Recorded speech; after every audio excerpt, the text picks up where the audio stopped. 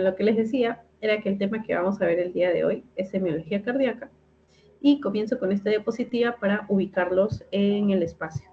Como ustedes saben, lo primero que tienen que hacer en historia clínica es anamnesis, eso ya se los dije, no los voy a repetir todo, pero lo segundo es ya examen físico. Examen físico es la base de la semiología, es decir, con tu simple vista o con tus simples manos o con tu oído, con todos tus sentidos, buscar en el paciente todo lo que puedas y describir todo lo que puedas. Hagan ese ejercicio desde ahorita con sus familiares. Por ejemplo, si tienen adultos mayores en casa, sobre todo los adultos mayores que han estado expuestos al sol, tienen manchitas hipo e hipercrómicas en la piel. Estas manchitas no son nada patológico, así como quieren decirlo, simplemente es el daño que genera la piel a los melanocitos de la piel. Y lo pueden describir, ¿no? Por ejemplo, yo veo que mi familiar tiene manchas hipercrómicas solo en miembros superiores, bien descrito. Veo que un familiar tiene pequeñas manchas que parecen como puntos de sangrado, petequias en miembros inferiores, ya, chévere. Veo que hay una persona que tiene como unos cordones marroncitos en el cuello. Estos cordones son de diabetes, ¿no? Ah, ya. Es un posible diagnóstico. A ver, vamos a mandar a este familiar que se haga un examen de sangre, que vea cómo está su glucosa y de acuerdo a eso podemos catalogarlo o podemos confirmar nuestra impresión diagnóstica. ¿Okay? Entonces, el examen físico de todos los sistemas cardio, neumo, nefro, se hace de la siguiente manera. Inspección quiere decir que yo, para examinar, primero veo, ¿no? Por ejemplo, cuando conozco a alguien, a primera impresión es con la vista. Luego voy a comenzar a palpar, es decir, a palpar detenidamente y suavemente en el cuerpo del paciente, ¿ok? No es una cosa como grotesca. ¿Cómo se palpa? No se palpa así, con la mano en garra, se palpa así, como haciendo un colchoncito, ¿ok? Y siempre, si el paciente te dice que tiene dolor, por ejemplo, doctor, a mí me duele en el lado derecho, ya, ustedes van a comenzar palpando el lado contrario, el lado izquierdo. Llévenselo para toda su vida, porque cuando ustedes entren a medicina 1 y vayan al hospital, el doctor va a estar pasando la visita, van a haber 2 doctores, 2 residentes, el interno, y van a estar ustedes pasando la visita. Va a estar el paciente y te va a decir, tú, doctora Brigitte, examina al paciente, palpe el abdomen, ¿no? Te va a dar guantes para que palpes el abdomen y enfrente de todos vas a tener que ir a palpar el abdomen. Y si te ven haciendo así una cosa mala, te van a llamar la atención y pues eso no es agradable. A mí me ha pasado, pero espero que no les pase a ustedes. Y básicamente, si ustedes comienzan tocando donde el paciente siente dolor, pues punto menos. Luego la percusión. Para la percusión, les recomiendo desde ahorita practicarlo en casa. ¿De qué manera? Percutir significa generar un sonido, ¿ok? Es generar un sonido de manera intencional.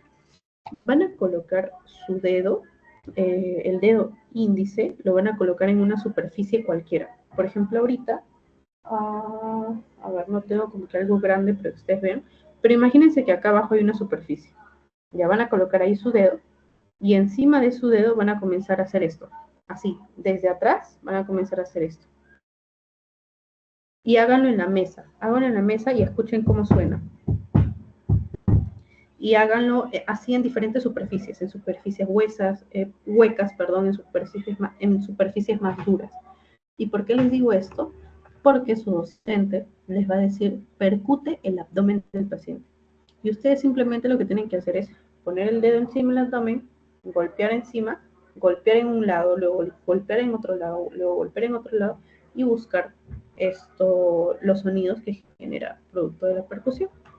¿Qué sonidos hay? Bueno, hay varios, pero estos sonidos los vamos a repasar mejor en neumo, porque en cardio casi no se percute realmente. A la percusión yo tengo que describir cómo suena. Si suena como tambor, ¿no? Como un tambor, o sea, resuena, o si suena mate. Mate quiere decir que suena como un golpe único. O sea, yo golpeo y ahí muere el sonido. En cambio, como tambor, es que yo golpeo y suena como un reflejo. ¿Okay? Tendrían que examinar a bastantes pacientes para descubrir cómo es el sonido. Como les digo, la única forma de hacerlo es examinando, o sea, tocando a los pacientes, en el buen sentido. Y finalmente la auscultación. Quiere decir, te vas a colocar tu esteto y vas a escuchar eh, esto, la, el tórax, el abdomen, cualquier superficie del paciente. ¿Ok? Esto de la reexaminación se refiere a hacerlo continuamente. Y acá, esto lo he tapado porque quería mencionarlo al último. Ustedes pensarán que el paciente está echado y ustedes pueden hacer con él lo que quieran, palparlo, percutirlo, escucharlo, pero no. Por ejemplo, si yo quiero escuchar los pulmones del paciente, aquí está. Si yo estoy escuchando los pulmones del paciente, bueno, en este caso estoy escuchando el abdomen, pero supongamos que yo le digo, señor, siéntese. Se va a sentar y yo voy a escuchar sus pulmones, o sea, voy a poner el estetoscopio por detrás, por su espalda y voy a escuchar. Ya, pero imagínate que te pasas escuchando 20 minutos y esa es una persona mayor que se cansa estando en esa posición. Entonces, no es cómodo para el paciente. Entonces, cuando hagas un examen físico, el paciente tiene que estar cómodo, ¿ok? Y tienes que conversar con él. Sé que van a ver que muchos de sus doctores no lo hacen. Van a ver ustedes, y les digo porque les va a pasar, van a ver ustedes que sus doctores van a llegar a donde está el paciente y le van a decir, a veces ni buenos días, sino, ni siquiera le dicen nada, sino simplemente comienza con el estetoscopio a escuchar. Comienzan a palpar, comienzan a percutir. Y pues eso es desagradable. ¿Quién quiere que de pronto un doctor o cualquier persona que fuere llegue y te comience a examinar sin ni siquiera haberte hablado o haberte dicho qué vas a hacer? Entonces, lo mejor es que se presenten. Yo soy la doctora tal.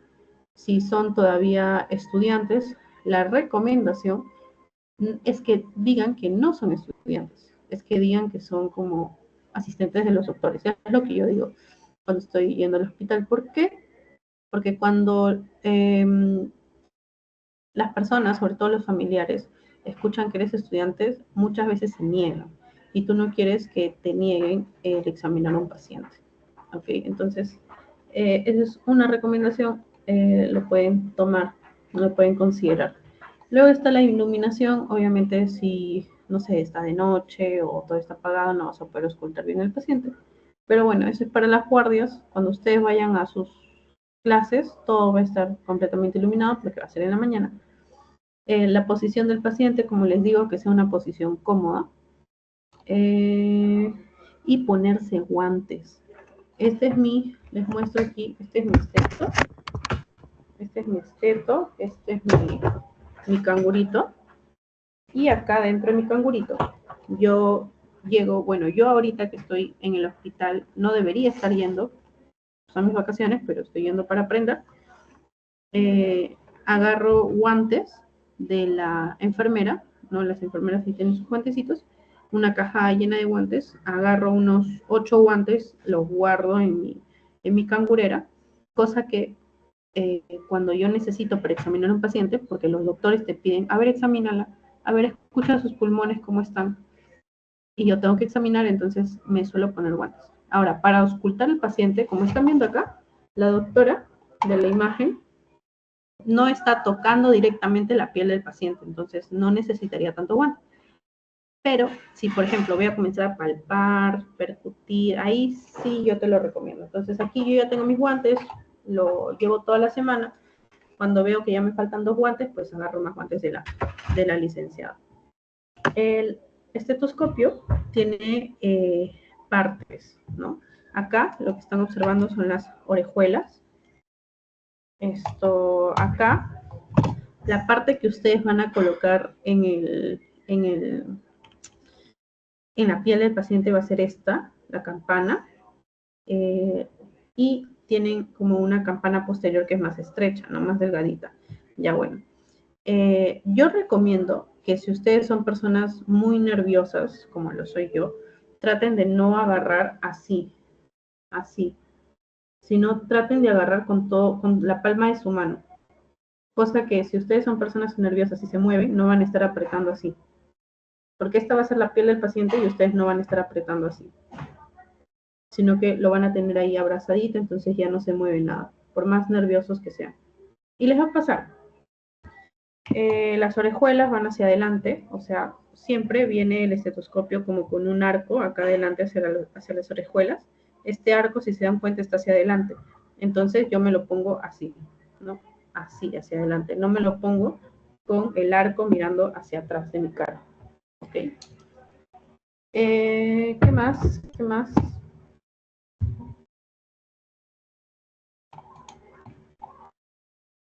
Ya. Entonces, lo primero que vamos a evaluar del sistema cardiovascular es el pulso. El pulso es lo primero que nos piden porque existe un análisis que se conoce como análisis de gases arteriales, que es el famoso AGA, que ustedes ya lo conocen por fisiopatología. Y pasa con este AGA que para tomarlo tienes que sentir el pulso. Este examen, como dice su nombre, es un análisis de gases arteriales. Entonces, yo tengo que, con una aguja especial, hincar justo donde está una arteria y va a comenzar a salir la sangre. El tema es que no todos sabemos, y me incluyo porque todavía no soy experta, ubicar bien el trayecto de la arteria. El pulso, todos lo podemos sentir. Ahorita nos tocamos en la arteria radial y todos sentimos el pulso. Pero el tema es que trates de identificar el trayecto de la arteria. ¿Y cómo se identifica el trayecto de la arteria, Brigitte? Tienes que como que buscar dónde está más fuerte el pulso, hacia qué dedo se va más hacia adelante, hacia el costado. Tienes que buscar como el trayecto de la arteria e imaginarlo, obviamente, de acuerdo a cómo lo sientes pasar por tus dedos. Y si ya ubicaste más o menos el trayecto, ahí insertas la aguja. Obviamente ese es para el pulso radial. Bueno, en realidad también he visto que hayan tomado análisis de gases arteriales del pulso femoral, pero es poco frecuente. Por lo general en el hospital van a ver a pacientes que en la muñeca, ¿no? En la arteria radial, tienen ahí un algodoncito, una torunda de algodón se llama, con un esparadrapo. Un esparadrapo es como quien dice una cinta scotch, algo así.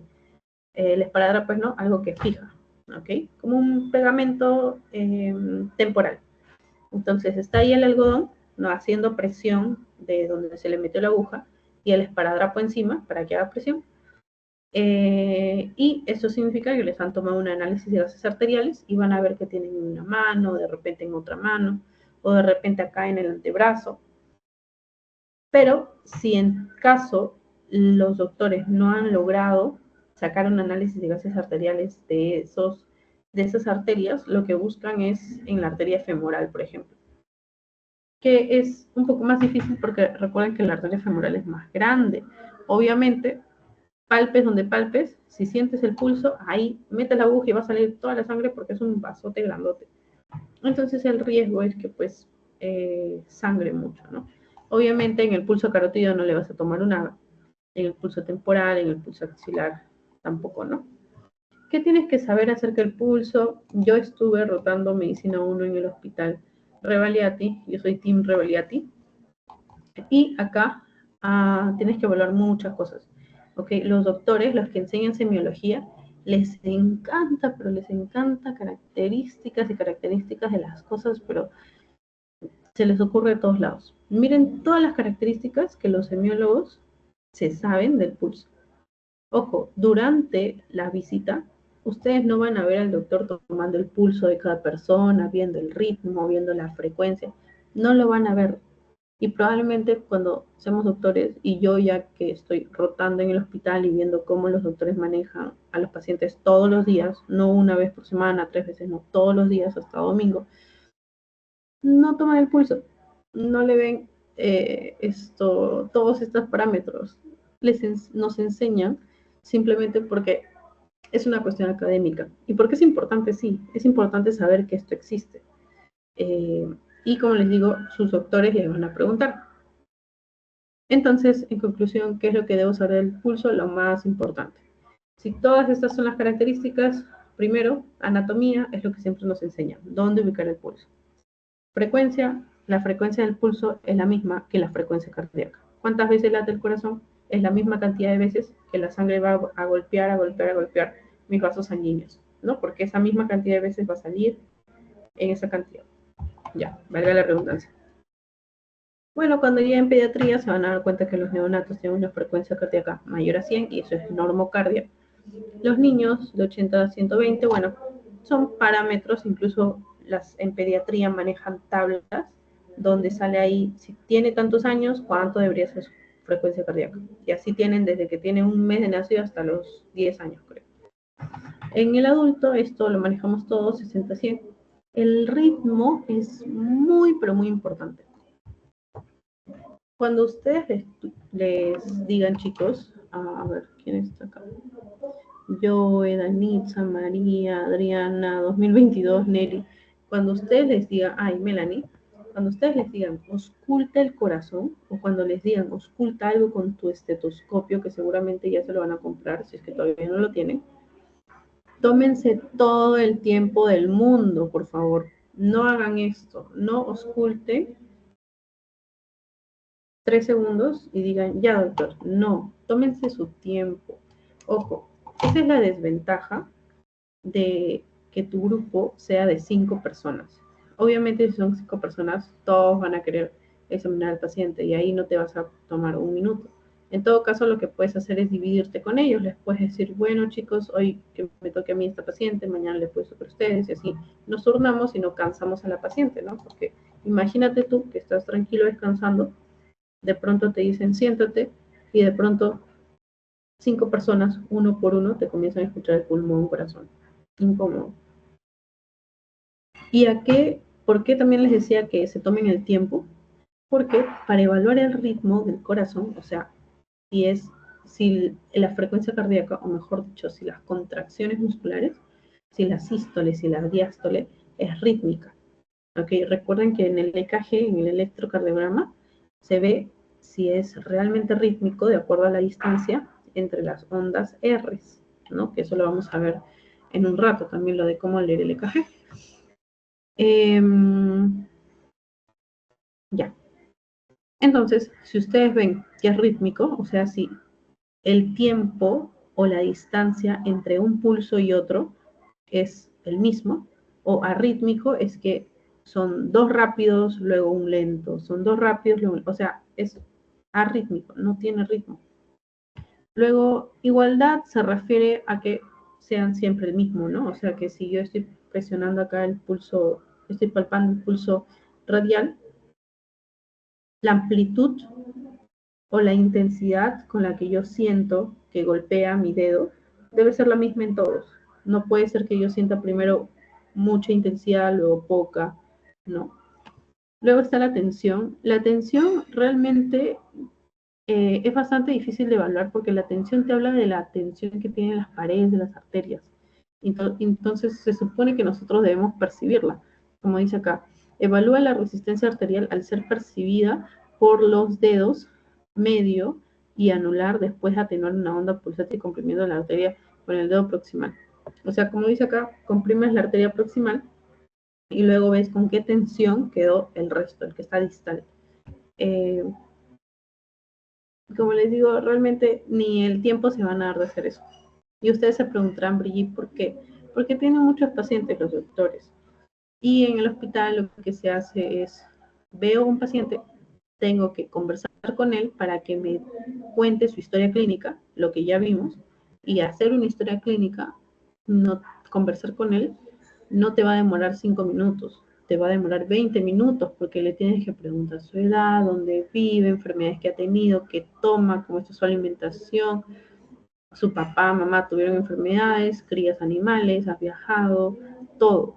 Okay. E incluso a veces, como son en muchos de los casos adultos mayores, no te dan la información completa, entonces hay que estar repreguntando y preguntando bonito, ¿no? Ya. Luego, acerca de la amplitud, como les decía, es la altura de la onda, ¿no? Por ejemplo, si yo siento que me golpea muy fuerte, ¿cómo que me golpea muy fuerte? O sea, que tú colocas el dedo y te empuja, o sea, te empuja el dedo. Pero si tu dedo ahí se queda y no empuja, bueno, eso es que no es saltón, ¿no? Luego está la forma. La forma se refiere a la rapidez con la que asciende la onda de pulso. ¿Okay? Si yo siento que ese primer golpe fue como que bastante rápido, ya a esa rapidez se le conoce como Celer.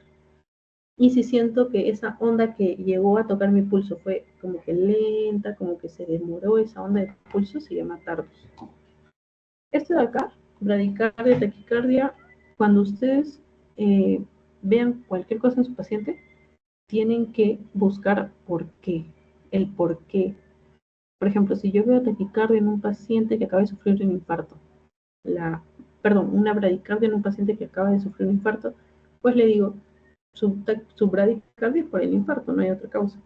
Si veo, por ejemplo, una paciente que me dice, yo sufro de la tiroides y tiene bradicardia, bueno, lo más probable es que sea un hipotiroidismo. Me pasó justamente la semana pasada, creo, con una paciente que me decía lo que les comento, yo sufro de la tiroides. Y yo le comenté, no, señora, bueno, todos tenemos tiroides, así entre risa y risa, no hablándole seriamente.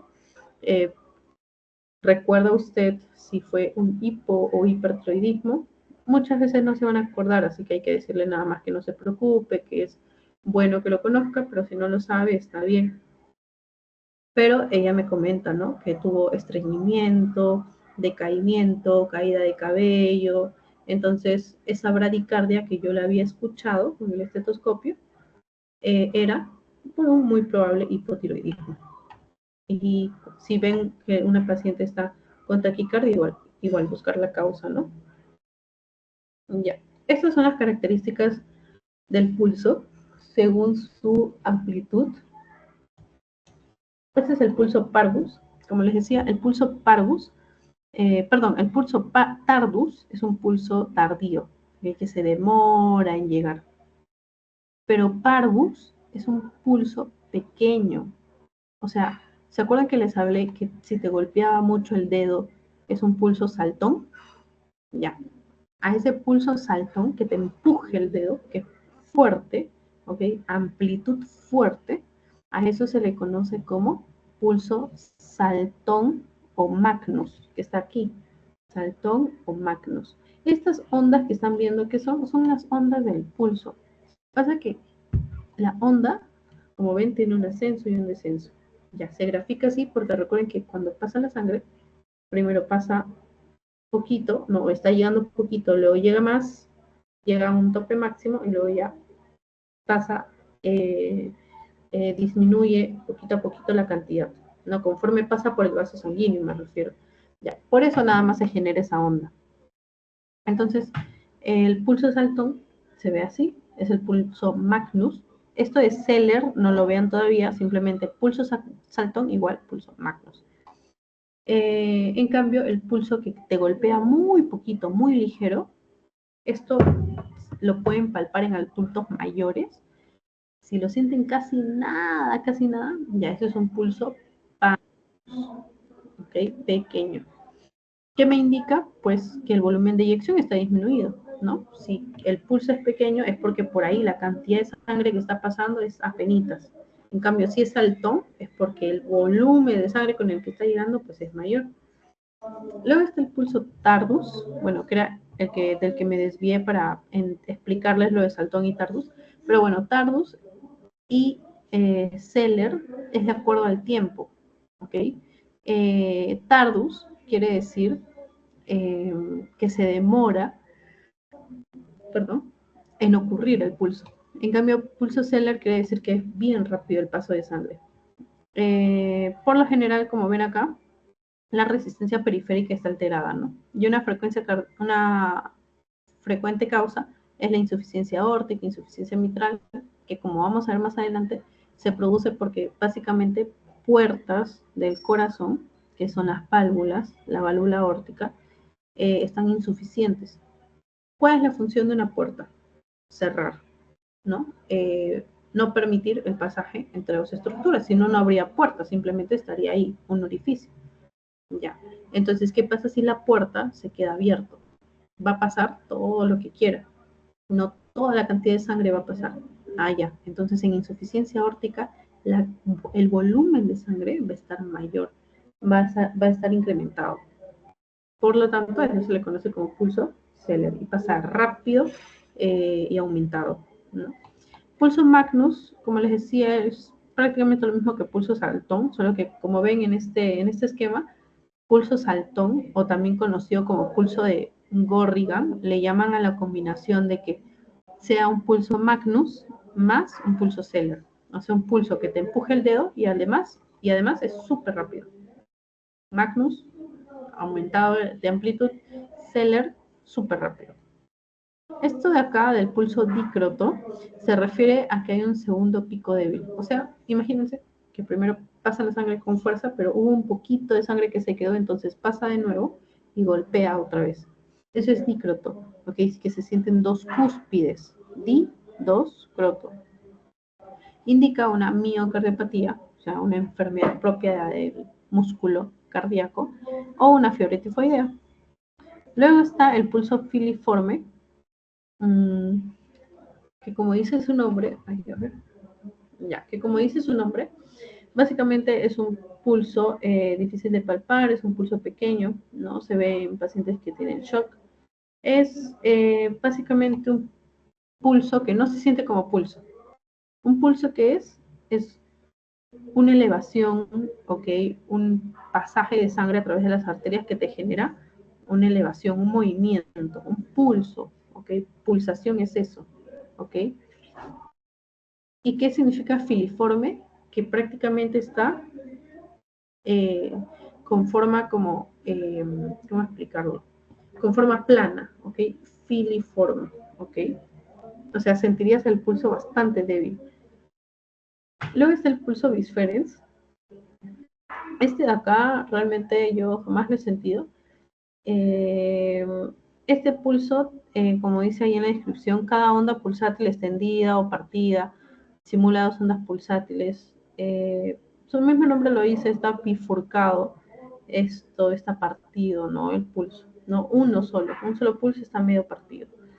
Luego está el pulso bigeminado, no es otro tipo. No vale la pena, la verdad, hablarlo porque no les van a preguntar. Lo que sí ha venido en examen de la San Martín, el examen nacional, es en qué enfermedad se ve el pulso de Gorrigan o el pulso saltón. Insuficiencia aórtica, porque hay más sangre pasando a través de esa puerta que está abierta y por lo tanto pasa con gran fuerza o pasa golpeando más a la arteria y pasa rapidito, ¿no? Porque está en mayor cantidad. Así como, por ejemplo, cuando hay un hueco y hay un gran volumen de agua que pasa y pasa así rápido, que se lleva las casas, las cosas, igual. Finalmente está el pulso alternante y el pulso paradójico. El pulso paradójico es el más importante. Está presente en obstrucciones respiratorias. Es un pulso paradójico porque cuando una persona inspira, paradójicamente desaparece la respiración. ¿Okay? Mejor dicho, desaparece el pulso. Se hace más plano. Luego, el pulso alternante es cuando se alternan diferentes amplitudes de pulso, ¿no? Como dice ahí, de mayor y menor amplitud. Eso quiere decir que, como vemos acá, no tiene una igualdad, ¿no? No tiene igual altura, igual amplitud. Esto que están viendo aquí a la izquierda es cómo se toma el pulso. Mi mejor recomendación es que si ustedes van a hacer algo en semiología en el hospital, que lo hagan en ustedes mismos. Háganlo en su familia. Si tienen enamorado, aprovechen y díganle, un momento, te puedo palpar el pulso acá en la carótida, o un momento, te puedo auscultar, cosa que como ustedes saben que esas personas están sanas, saben, van a poder reconocer qué es lo normal, ¿ok? Si ustedes escuchan más veces cómo es lo normal, cuando ustedes vayan al hospital, van a ponerse el estetoscopio y al toque van a diferenciar, uy, pero esto no era de una persona sana. Esto que tiene el paciente realmente se escucha mal, no es normal, ¿ok? Repito, ¿cómo ustedes pueden saber que un paciente tiene ruido o tiene un sonido que no es normal? Simplemente sabiendo a la perfección qué es lo normal. Ese es un consejo que me hubiese gustado recibir. El pulso braquial es el más fácil porque la arteria es más grande ahí.